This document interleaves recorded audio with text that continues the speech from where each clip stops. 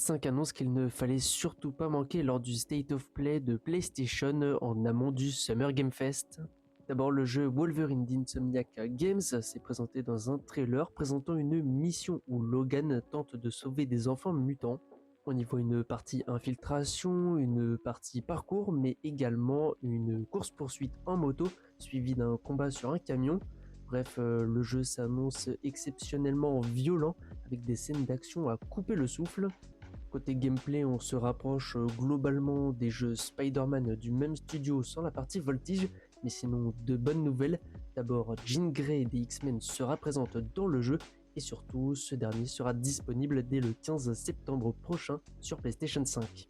Sinon, une annonce qui a fait extrêmement plaisir, c'est celle d'un remake de Rayman Legends sorti en 2013. Ça s'appellera Rayman Legends Retold. Ça s'annonce être un jeu de plateforme en 3D. Bref, ça annonce que du beau et peut-être un avenir radieux pour la licence. Et très bonne nouvelle justement pour Rayman, ça sortira dès le 1er octobre prochain sur PlayStation 5 et sans doute sur d'autres supports. Et une licence qui a un très bel avenir sur nos consoles préférées, c'est Silent Hill. Silent Hill Townfall prendra place en Écosse et on suivra un couple qui tentera de résoudre ses problèmes avant de tomber dans la brume culte des jeux.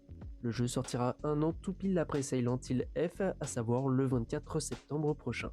En parlant de jeux d'horreur, après tant d'années d'attente, c'est Until Dawn 2 qui s'est enfin annoncé. Cette fois-ci, bienvenue sur une île paradisiaque, mais attention aux problèmes qui vont toucher ce groupe d'amis, notamment un serial killer. Bref, ça s'annonce très sanglant et on a très hâte. Rendez-vous en 2027 pour découvrir ce jeu. Et enfin, la grande annonce de ce State of Play, c'est celle de God of War Lofi. Santa Monica nous dévoile un nouveau jeu où on suivra Faye, la femme de Kratos, décédée avant les événements du premier jeu sorti en 2018.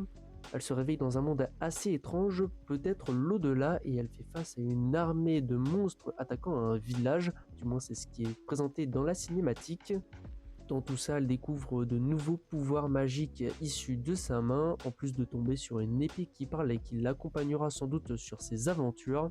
Bref, c'est assez flou pour ce jeu, aucune date n'a été annoncée, mais on espère à ne pas avoir à attendre trop longtemps pour en découvrir plus.